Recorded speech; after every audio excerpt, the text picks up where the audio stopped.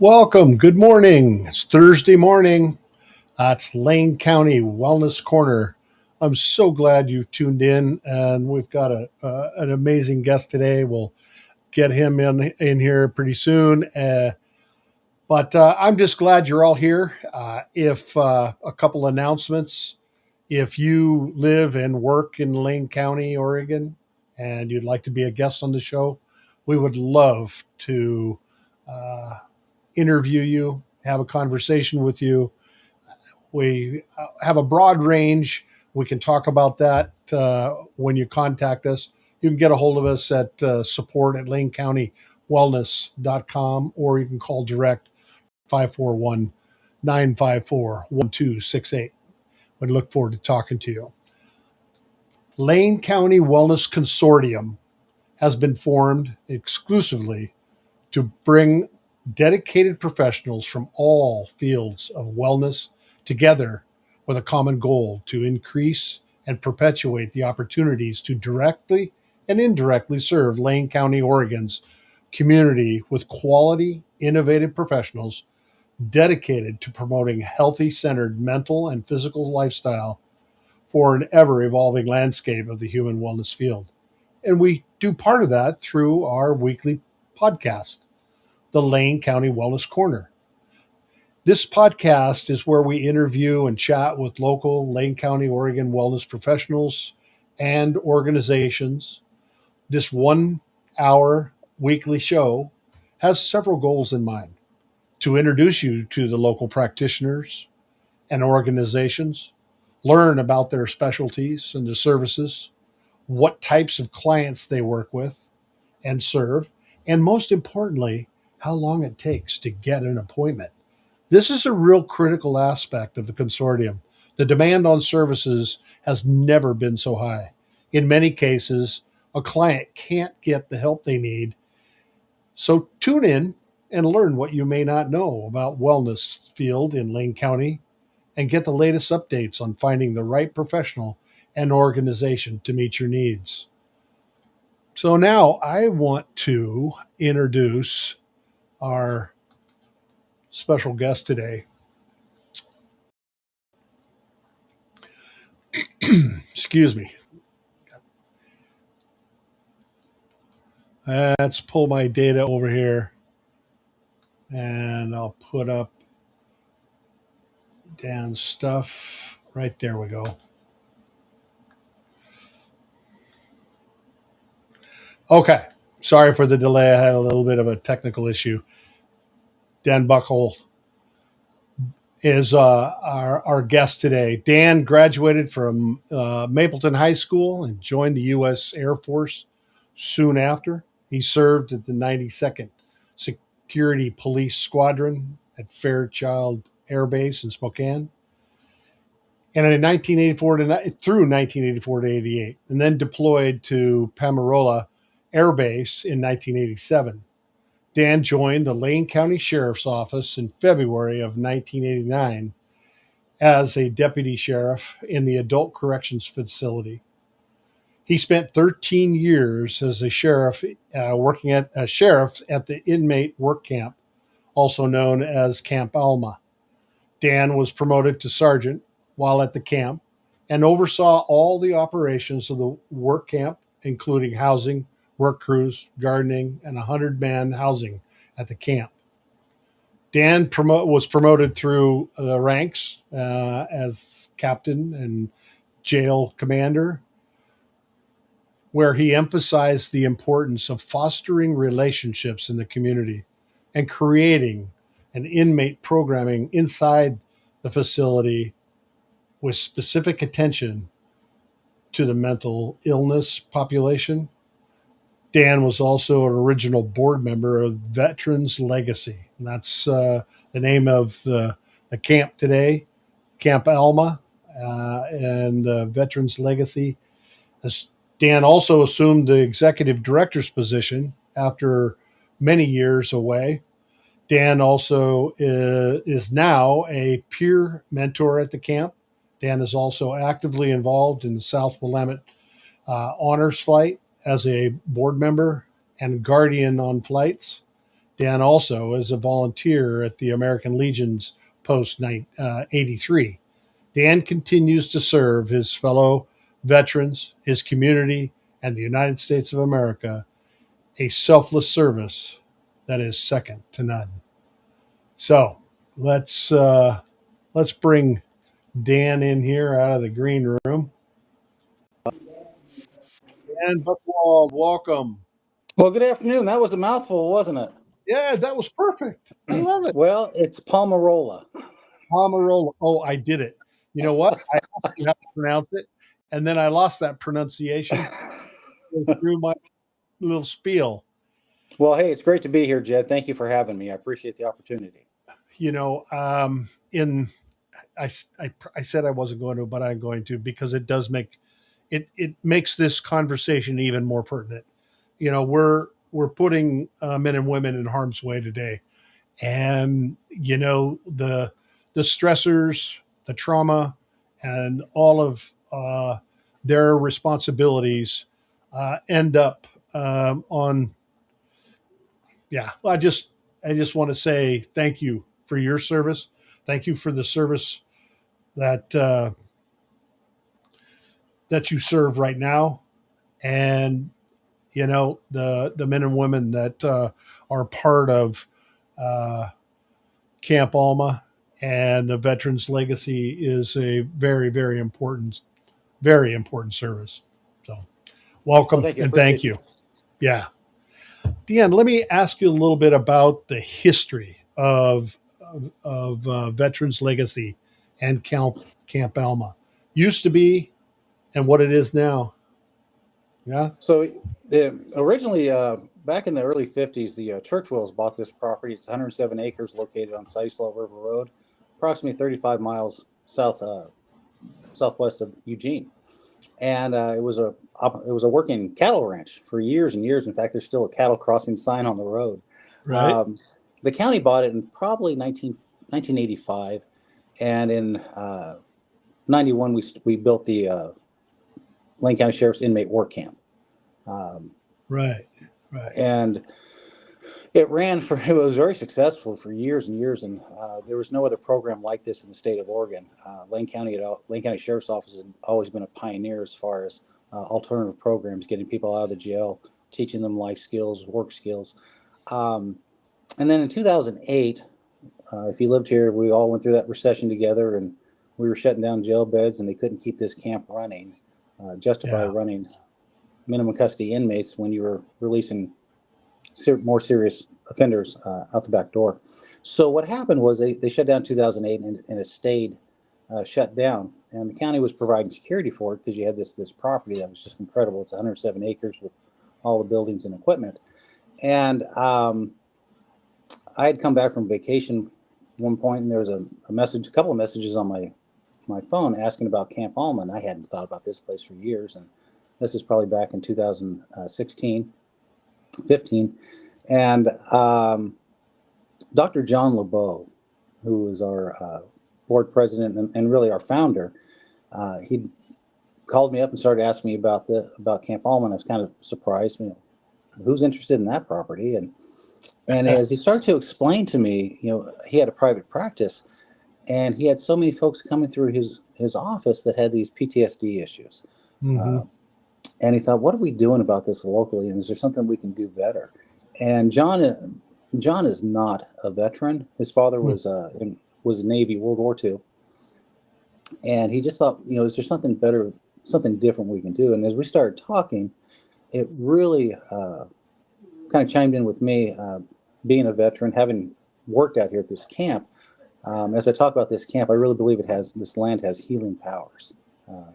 Seen a lot of good men come through this as a correctional facility that really had an opportunity to grow out here. And the same thing with our own veterans. Yeah. So as we started talking, this land just keeps drawing me back. I've been coming out here since 1992. So we came out here, and as we looked at the property, I thought I was going to throw up. I mean, when this place was running, it was immaculate. To fall down, right? When you have buildings sit for years, right. they fall apart, and every roof leaked out here, and there was no running water, and we had black mold and dry rot, and it was just horrible. And so as we're talking with John, we decided we were going to develop a nonprofit, a 501c3 called Veterans Legacy, and our goal was to actually bring veterans out here to a safe environment. When you Yeah. come out here, I can describe it, but unless you come out here and walk the Oh, grounds, as soon as you get out of your car, you hear the quiet. yeah. Last night there was 37 elk out in the lower field. Um, but you don't have the trains, the traffic, the sirens, and nobody's trying to sell you something you don't need. Right. So uh, Those are the we things developed that our stimulate oh veterans in a very negative way. The you bet noise, exactly the the traffic, the the loud. Yeah. distractions. Yep. And as we started working out here, we'd wound up buying the property eventually for $1. It was originally zoned as F1 forestry, and the sheriff's office had got a special use permit for rehabilitation. So we were able to carry that forward. And there were other agencies that applied for this that wanted to get this property, but they expected the county to give them cash to fix it up. And we said, we'll take it as is. Right. And we had more work parties than you can shake a stick at. And Yeah. I the bet. the interesting thing was that, one, we're so far out here. Most people get lost coming out here. Um, our biggest cadre of volunteers weren't veterans. They were men that served time out here in the 90s and the early 2000s and Oh coming back and wow. paying it forward. So it Yeah. was a very interesting and rewarding, I would say, to see these men come back and, you know, doing time, if you will. Yeah. But they were treated like men. You act like man, Yeah. you get treated like man, and Yeah. and some of these folks left better than when they got here. And uh, just like today, whenever we have folks come out, I can sell this program, but I ask them, go talk to the veterans, or back in Yeah. the day, go talk to the inmates that live here, because they can sell this place better than I can because they're living it. So we got our 501c3, and I had no idea how daunting that was going to be, how it affects, it impacts your personal life, your time management, your resources, relationships. Yep. But we truly believed this was important.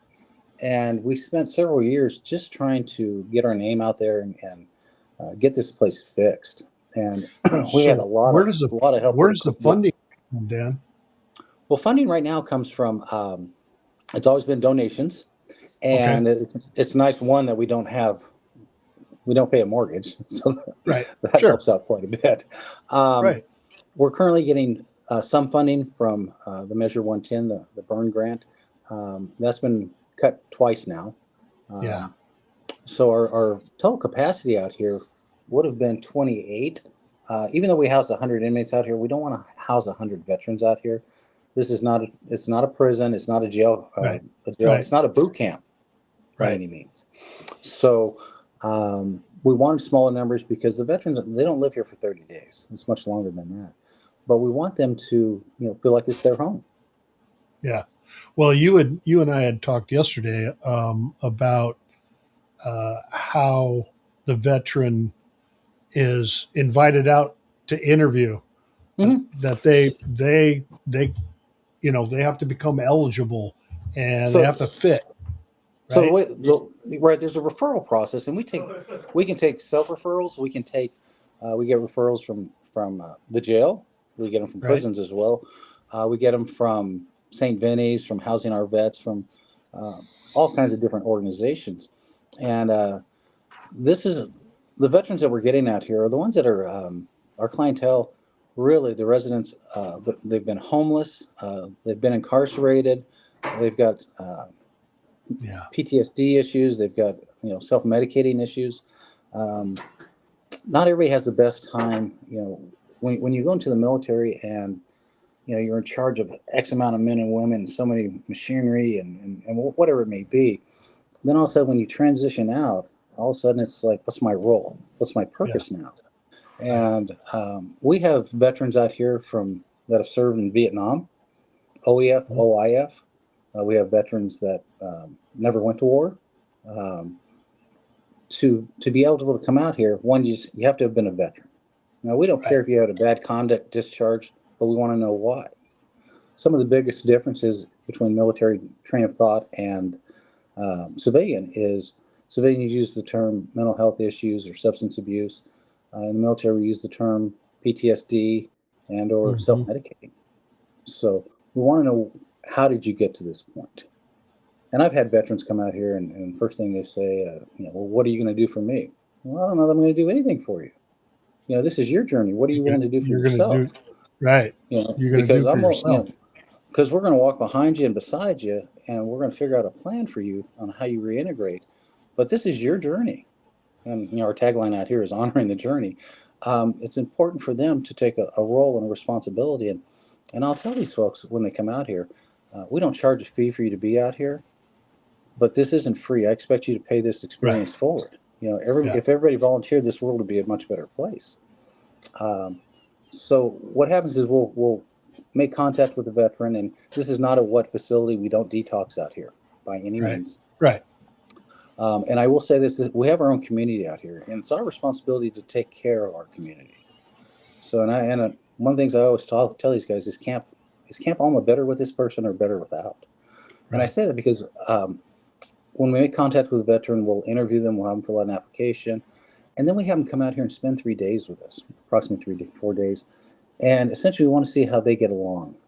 Right. Some people can't live in the woods. Yep. Some people can't handle not having, living downtown with all that noise and traffic. Oh, sure. Yep. But it's very tribunal, meaning when it's time to vote this person on, the veterans that live out here vote that person on. So it's very important that again, the incoming veteran has those skills to get along. I ask everybody, the one thing you need to have out here is flexibility. Right. How do we get along out here? And I also believe that it doesn't matter when you served or what military branch you were in. We all ate the same dirt somewhere. And only vets can make fun of vets. And there's a lot of hazing between the different branches out here, you can imagine. So they are voted on. And the one thing I tell everybody is when you come out here, don't lie and don't steal. If everybody that comes out here has been in your shoes. And if you need something, just ask. Okay. Yeah. We have a lot of homeless folks that come out here, and what I've learned is that the biggest barrier with the homeless veterans is learning how to trust. Because when you're out on the streets, they've lost that because of the way we treated them when they were on the streets, right? Well, they know that if they turn their back, somebody's going to steal their stuff, and out here it's not like that. So they have their own cubicles in the dormitory, and these dormitories we used to house 24 inmates. Right. They were all in bunk beds. We got rid of all the bunk beds. In fact, a lot of those bunk beds are in the greenhouses. We made flower beds out of them. All right. They have their own cubicles. And in these cubicles, they have a beautiful armoire and a extra long twin bed with pull-out drawers and a desk and chair and a nightstand and lamp and whatnot. And it's their home. It is. Yeah, it's a home. You can decorate it however you like. Most guys put up their military flags or things like that. But it's all within, you have to show decorum. I don't want anything pornographic or anything like that. It's not a college room dorm or anything like that. And then we sit down and we talk about expectations, and not just what you can expect from us, but what we want to expect from you as well. And it's about getting along out here. Everything's about, anytime you have a group of men together, there's always going to be issues. So we're constantly talking about de-escalation and diffusing and, again, how we get along. Right. So when the veterans accepted out here, they get moved into regular housing with the rest of the folks. And in these dorms that used to house 24, you now have 6. Right. 6 or 8, depending on which dorm it is. So they have their own room. And we have a kitchen out here that's really it's a commercial kitchen. It was designed to feed 100 men 3 times a day. So our veterans we'll have our veterans take and get a food handler's card online that we pay for. And it's important, everything revolves around food. And it's important that when we cook our meals, we sit down every night. We sit down together out in the day room. We have dinner together. That's where we really develop relationships. Yeah. But we want to sit down. That brings a bonding time. That's where there's lots of bonding going on at that time. Food. Sure. And again, you're talking with a lot of folks that are pretty eclectic and keep to themselves, and now they're kind of forced to talk to each other, and we've done really well. When we first started, I don't look at a failure as a failure. I look at it as a learning tool. Just, as something happens, another Right. tool to put in the toolbox, and I'll make sure to ask that question for the next vet that comes through here. So as we're moving along here, we want to be able to sit down with the veteran and really look at what are your needs. Now, when we talk about our executive director, Philip Highwood, he's always talking about Maslow's hierarchy, and we got that covered. We cover all those basic needs, food, shelter, conversation, clothing, that type of stuff. But what we want to do is work with the veteran and say, what is it that you need to be successful? Because we're going to help you with that. What's your next step? Right. We've provided this safe environment, and I hold the guys accountable too. I don't want any triggers in this camp. There's no alcohol, there's no medical marijuana, anything like that, because those are triggers to other people. And we have folks that are attending treatment. We're partners with Veterans Court. LANE County was the second county to have a Veterans Court, and it's been around for years. And we talk more about that later. But one, are you receiving VA disability? Are you connected with the VA? We'll connect you with the Vet Center, with a VSO. Are you on the Oregon Health Plan? We'll get them signed up for that.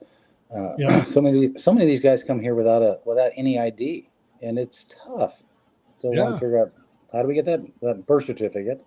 How do we get that ID card? If what's holding you back from getting a license? We've worked with the courts on numerous occasions where we can get fines converted to road crew, converted to community service, because a lot of the guys that come out here aren't in the best of shape to begin with. Right. And so going down to the LANE County, the sheriff's office road crew isn't really an option, but we can do community service out here as well. So we look at, how do we get their license back? Is that possible? Treatment. We've had folks come to us that have completed treatment with us out here, and then we look at, what is the maintenance plan? Because that's a big part of it too. We have a mental health counselor with us now, and since he's been here, Andrew is he's a 10-year combat Marine, and he's been there, seen that, and done. Oh, so he was the mental health guy's a vet. Yes, he's a combat veteran, and he's been phenomenal in the sense that he can develop rapport with these guys, and just in the few months that he's been here, seeing guys being able to come out of their shell. Because last summer at our peak, we had 18 guys out here, and when you have 18, you have 18 different issues, and whether it be, to me, PTSD is trauma, and we've all experienced trauma. Yep. So understanding what are the triggers. Some of these guys will never be able to go to an Oregon Duck football game with 60,000 with all that noise. Fans. Right. But you may be able to go to the Holt Center and watch a play. So understanding, what those priorities are, and how we can prevent those kind of traumas. Navigating the VA isn't easy. Getting on medications, getting psychiatric help, continued counseling. It's all so important. And while we cater only to veterans, and again, it doesn't matter. I don't care if you had a bad conduct discharge. We just want to know why. Some places won't take you with a bad conduct discharge, but it could have been the PTSD, the mental health, and most PTSD develops when you were kids, and you carry it through. Amen. We're probably one of the only facilities that allows service animals out here, and by that I don't mean just a personal service animal, but a ESA, emotional support animal. They have to get them licensed through the state like anybody else, but we will allow up to 4 animals out here. And to me, if that poodle gets you through the night and eliminates those night terrors, so be it. Your responsibility is you need to feed it. We don't buy the dog food. You need to take care of it and clean it up, because I'm not going to step in anything. And if it bites somebody, the animal has to go. And most places aren't set up for that, so we're very proud that we can do that. We actually have a built-in kennel as well. If the veteran needs to go downtown, he can kennel his dog for the day as well, and we have 4 positions for that as well. Sure. I did have one guy come out, and he had 4 cockatoos, and those were his support animals. And I said, well, they're not out here. Sure. If you feel like you need to pet something, we got chickens and ducks out in the back. So, Well, let me go back to one thing about the funding, because I know that 110 has been compromised, and I was at the opioid board meeting for OHA yesterday, and the discussion is that it's even going to be compromised even more. Mm-hmm. Where are forward looking? Where are some of the ideas for funding? How Well, can the community help? Is there something, are there ways to help keep this vital service sure. available for the Well, one, vets? we are not $1 million program by any Right. means. So we do fundraising, but we are launching our own campaign, which is securing the legacy. Going to our Okay. website that's on the screen there. We've got 30,000 veterans that live in Lane County. Right. And again, we're looking, if we can get 30,000, not just veterans, but community members donating $10 a month, Right. that takes care of us. We're Yeah. not a high end by any Right. means. Right. Every one of us that works out here, nobody gets rich. We do it because we care about the veterans, because we Yeah. want to be a part of their lives, and we want to, see them move forward. So we have the donations, we have the burn. We're trying to work with USDA, Department of Agriculture. Oh yeah. We have Yeah. all the Yeah. farmlands out here. We'd like to be able to some of these guys aren't employable. As they come out, well, I should say some of these guys don't have an income. So some do. Right. Some get Right. SSID, or some get VA disability. But we get folks that have no means of income. So being able to work with USDA as far as creating crews that can do fuels reduction in the forest. Right. Well, Yeah. we're living out here. Right. Our neighbors are State Forestry and Yep. BLM and Forest Service. So looking at how do we open up those opportunities, working with ODVA. There's lots of opportunities. So to make it's not just a singular funding direction. You're just looking at the whole package Oh, of sure. what's available. Yeah. Mm-hmm. So when the veteran comes out here, as we put together their plan, we make sure that they get to their hospital visits, their court appointments, VA Yeah, I was just going to appointments. ask you what are the other services, and that's huge. That's probably the Supporting biggest them. part. Mm-hmm. Yeah. And and I've learned that with the veterans that have come out here, and we've had all kinds of ranges of folks that have come out here. What I found, the one thing in common is that at the end of the day, they just want to know that somebody cares, Yeah. that somebody gives a damn, and that they're Yeah. valued. Yeah. And and that's a big part of what we do out here. Yeah. Everybody's different out here. Like I said, we've got veterans from Vietnam, OEF, IOF, and the healing really does happen out here.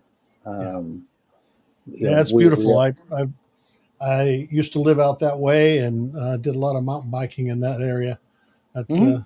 It is a great place. I we love it we out border there. the we border the Sizewell River, and these guys go down and fish it. They collect the crawdads. Yep. Yep. Um, we have 3 greenhouses. It's really important. I think there's something truly fantastic about being able to getting your hands dirty and working the land. Growing your own food. It's Yeah. therapeutic. We have Yeah. our No, of course it is. we have our chickens and ducks, and these guys take care of everything. And these guys are asked to help out around the camp. And some of these guys, there's one that's in his 70s. Well, he takes care of everything inside. He's not splitting wood. Got other guys for that, but he takes care of everybody has a role and everybody has a purpose. Yeah. And Well, everybody feels valued. Yeah. let's take a quick break, and we'll be right back. Here we go.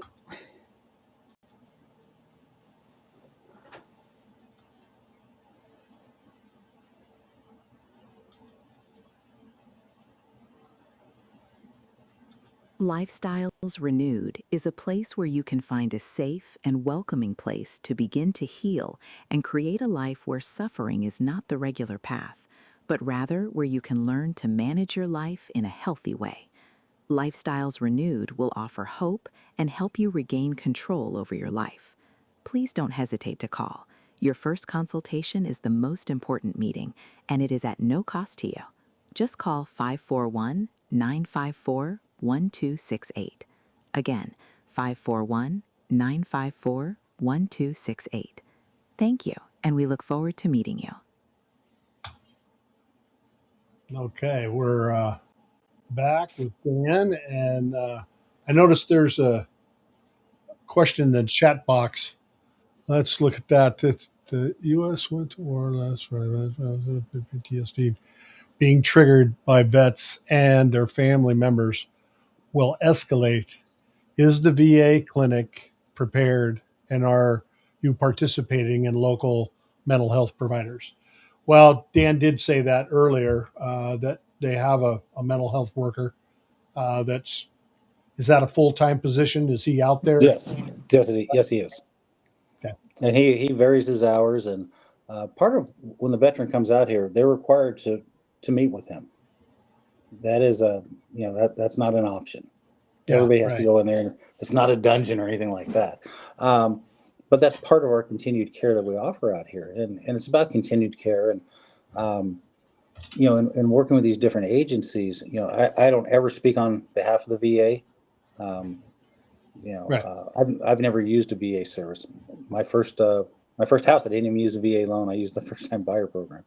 So one, I want to make that clear. We're not affiliated with them, but we work with them in that sense. Sure. Sure.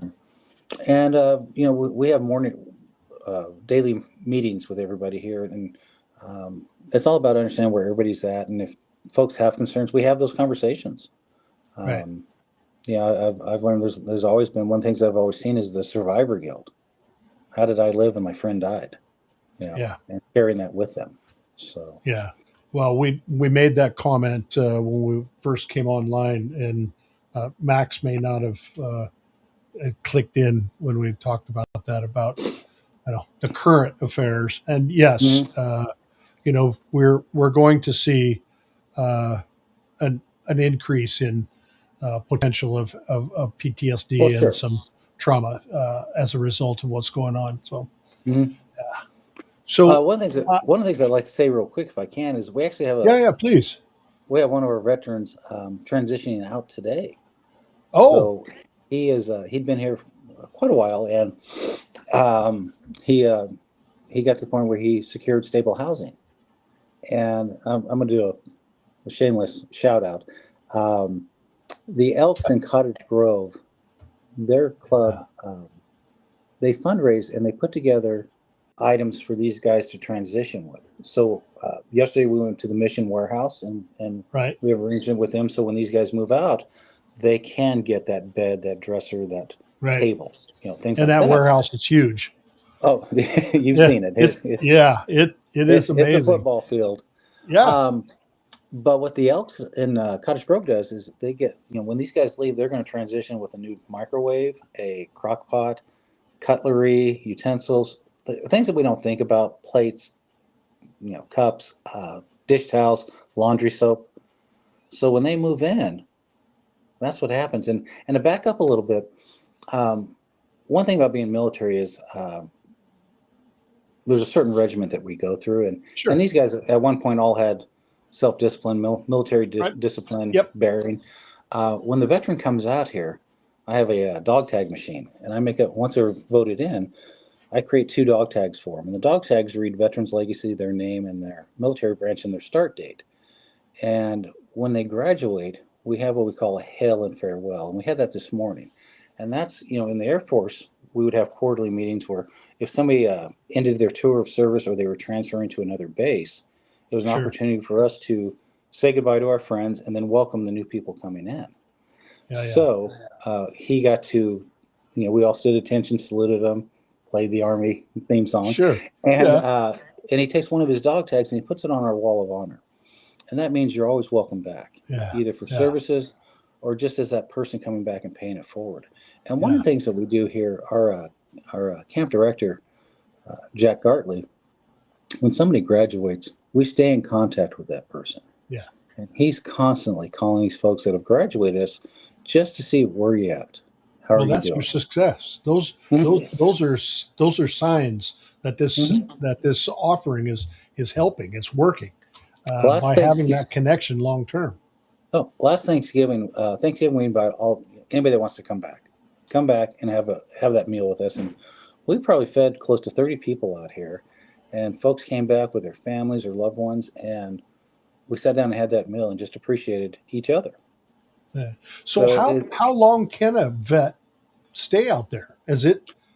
Could it be So potentially a originally we were year, thinking, 2 years? well, well, originally we were thinking 90 days, maybe 6 months, and we found out that's not Okay. really accurate. So Yeah. it's more along the lines of 18 months, you Okay. know, Okay.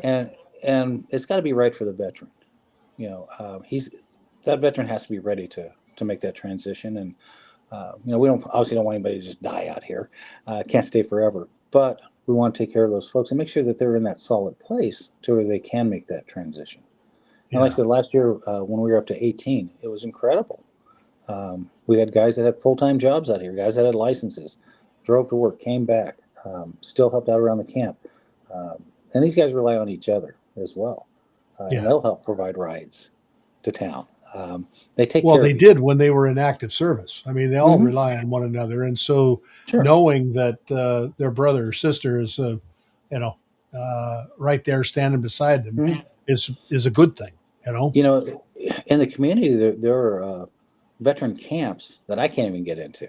I mean, they're very eclectic, and um, we always want to reach out to those guys as well. Is this something that would work for you as well? So, what makes Veterans Legacy and Camp Alma uh, different than other VA housing? Because So one, there's a small VA housings all around the country, sure. and we even have some here in the state.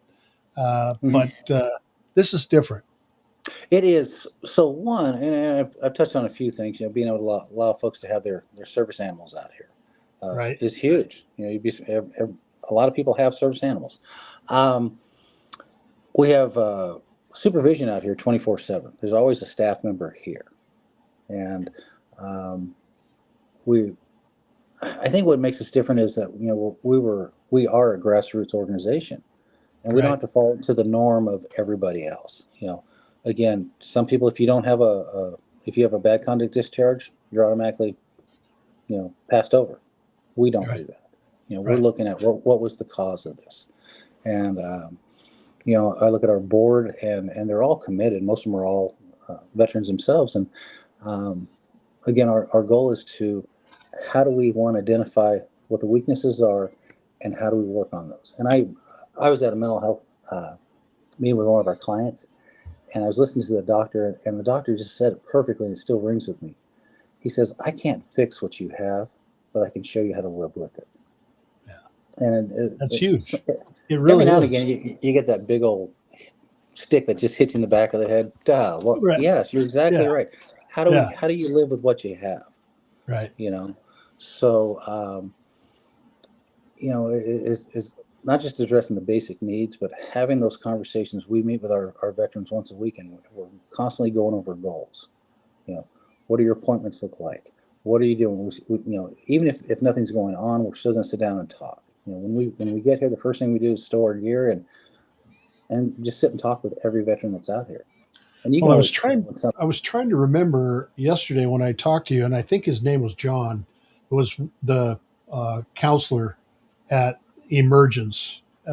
Emergence has a special program for the vets. Yes. It's their own. I sat in as an observer a couple of years ago, and I was quite impressed that these veterans that were going through substance abuse uh, services with the Emergence, they had their own group. They didn't have to be Mhm. connected with the rest of the community, which I thought was really, really cool. Well, Um, Jed, I will say that one that has to be paramount because veterans are different in yep. every aspect. And we partner with Emergence through via vet court. So our guys that Right. are in veteran court, it's a long process. That it could be 14 months or more until you Yeah. complete that program. Drug court. If even if you go through it and don't make any mistakes, I don't know about the vet, but the normal population, some of them have been in 18 months or more Hmm. just to complete the program. So Sure, sure. it's intense. And Lane County has three different courts. They have the treatment court, they have the veterans court, and they also have a mental health court. And what this does, it allows our veterans to bypass going to prison. And Right. if I can use that, I'd like to segue into one of our examples Oh, please. of that. Please do. Yeah. I got a call about a veteran that had been in Lane County Jail for 360 days. And I Oh, went down and wow. saw him, and I saw him with his pastor. And this is a man who did 32 years in the Army. He was a command sergeant major, Wow. and he'd been everywhere and seen everything. And when he retired, he told me he had 59 medals. I'm sure that's why he walked with a limp. Right. But when he retired, he had all the traumatic brain injury, the PTSD, Sure. the broken body, and the alcoholism.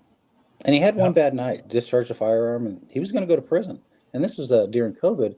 And I actually watched, at the time, Assistant District Attorney Eric Houseman go before the judge on a monitor and say, "Your Honor, this man's a hero and has no business going to prison." So went and got him, and we walked out of the jail. And we walked down to a little restaurant, Braille's. And when we got there, I said, "Hey, would you do me a favor and open that door and then close it?" And he said, "Why?" I said, "Because you can. You've missed out on a lot." Yeah. So he came up to the camp, and we got him to Veterans Court each week. We got him to his treatment. He graduated in a very fast manner. He then became a peer mentor, and then he became a paid staff member out here. Good. And he currently teaches a recovery wellness program, a 12-step program for veterans. And he's working on his doctorate in theology. He's going to be a minister. Oh, man. So, Check I mean, it out. Somebody, you all can't- they had to do is give him a hand up, right? just Hand that out. second chance. And and then I met another veteran, and he was in World War II. He was in Vietnam, and he was born in Maui. And I said, "Boy, they sure wanted you because they flew you over 2 oceans to get you there." And this man was he fell victim to elder abuse, and he lost his housing, and he'd been homeless for 2 years. And when he came out here, he just cried when he saw he had his own mattress, he had his own room, and his ears were so compacted that he couldn't even hear. So we were, as I talked to him, I'd have to write things out to him, and he would write answers back. And Yeah, sure. Right. so getting him healthy, and my other career field is honor flight. So I was able to combine both my passions of Veterans Legacy and honor flight, and he got to go on an honor flight. Dr. John LeBeau was his guardian, and he got to go back to DC with us and see those monuments erected in his honor. On this last one, or several years ago? The last one in September. Yeah. Yep. So yeah, those are great opportunities for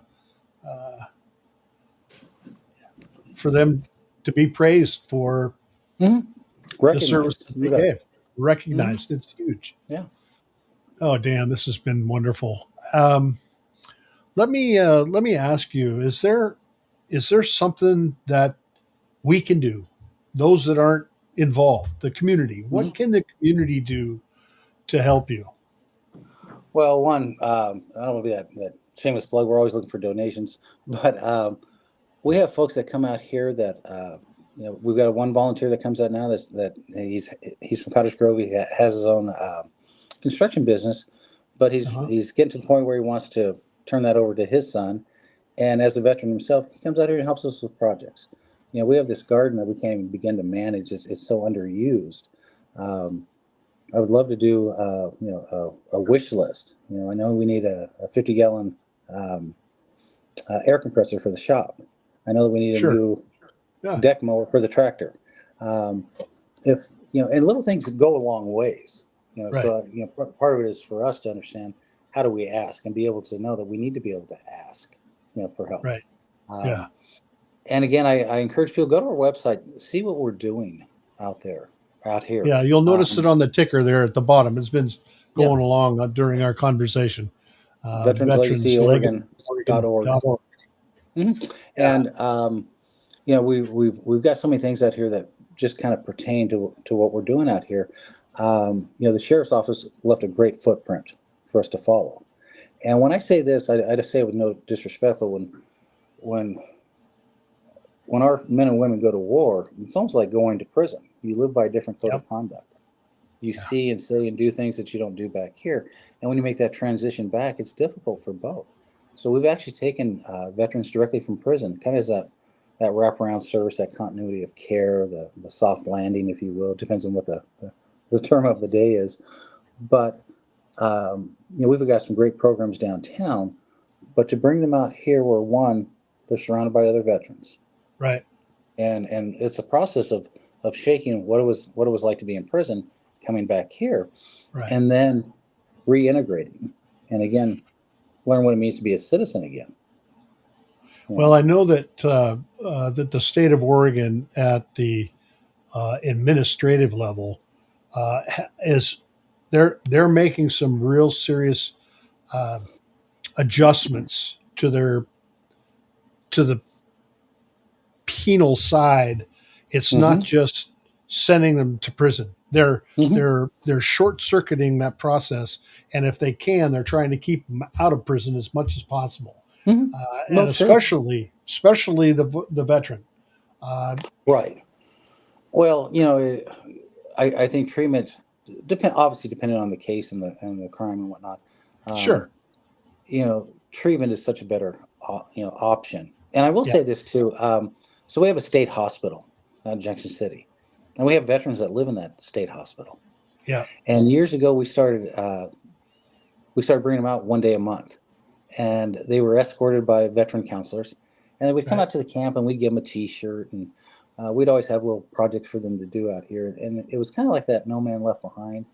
Come right, out here, and we'll poke fun of whatever branch you were in, and we're gonna have a good day, and we'd have lunch together out here and do our own thing, and it was really unique because the state hospital, they save all their pop cans for us now, and all right, all right, on, and it's kind of like them paying it forward as well.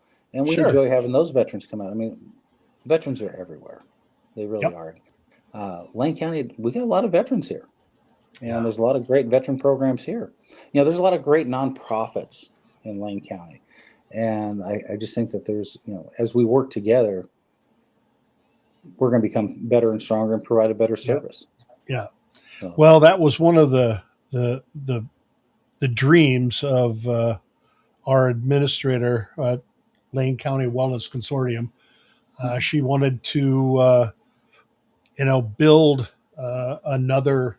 She'd done it once before, but this time, very narrow view is keep it in the county and local. That we build an opportunity to serve as a resource. And we're just in our infancy. This show Mhm. is a great example. It's just communicating with the audience out there. And Dan, I just want to thank you so much for taking the time to come and chat with us. Um, I'm grateful for everything that you've done for our community. You've been here a long time. And as we were talking yesterday, we have some common friends and foes.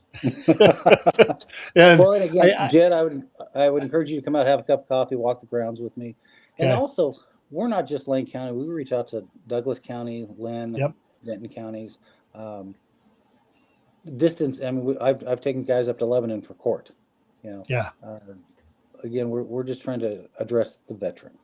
So we're not yeah, looking for out of state by any means, but if they're local, they're local, and yeah. we want to have that conversation with them. Great job. My hat's off to you, brother.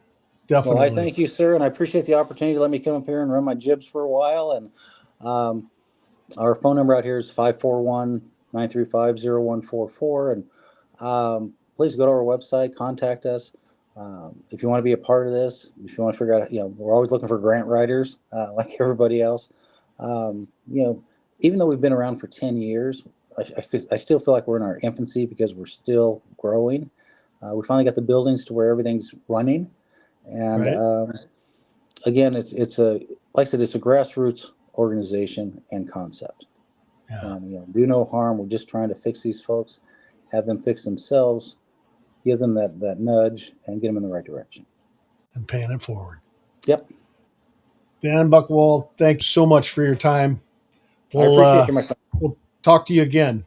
Thank you Thank you, sir. kindly. Appreciate all of you. Have a good You day. bet. Bye bye. Bye.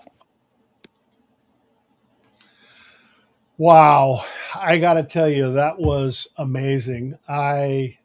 had the opportunity to meet him a couple days ago, and I knew that in the light of some time that I've spent as a volunteer at sponsors and the time that I was with Emergence and their program, their drug court, and the services that they provide for the vet. And I knew it was just perfect timing to have Dan on, and I really appreciate you tuning in.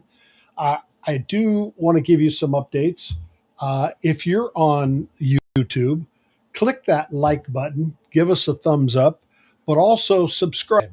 What that'll do is that'll give you a heads up on our next shows, what's coming. Generally, the show is propagated at least 3 or 4 days before we go live, so you'll be notified. That will help us. And if you you're anybody that is involved in the healing profession, even administrators, I'm hoping to chat with one of the local LANE County commissioners. We chatted just briefly yesterday. I was at the board meeting of the opioid board, OHA, and I did give her a little tickle and say, "Hey, I'd like to interview you," and I'll get back with her. But anyway, if you want to be part of the show, interview as a practitioner, as an organization, we would love to have you come and spend 45 minutes to an hour with us. We can't begin to thank all of the supporters that we have, those that are following us on YouTube. We're only 8 connections away on LinkedIn. I checked this morning, and let me go back and see if there's been any more since. Nope. So we're at 142, and we need 150 to be able to broadcast simultaneously on LinkedIn as well. We've gotten a lot of, in fact, most of our guests have come from the LinkedIn relationship that we've created. I'm so glad that it's growing as fast as it is, because we've only been on what, a month and 2 months, month and a half or so. So we're just in our infancy. Again, LANE County Wellness Consortium is an organization that is in its infancy and building a better community of healthy practices. And I'm just glad that you tuned in. But again, click that subscribe button, and you'll be notified of any upcoming shows. Next week, we have Mark McMahon, who's an author, a local author. He has years of experience in the recovery community, and he has a well-written author and local soul. So, well, Mark will be on to share his experiences in the recovery community. So I'm so glad that you were here, and I can't wait to chat with you again. Have a good day. We'll see you next week at 11:30 on Thursday every week.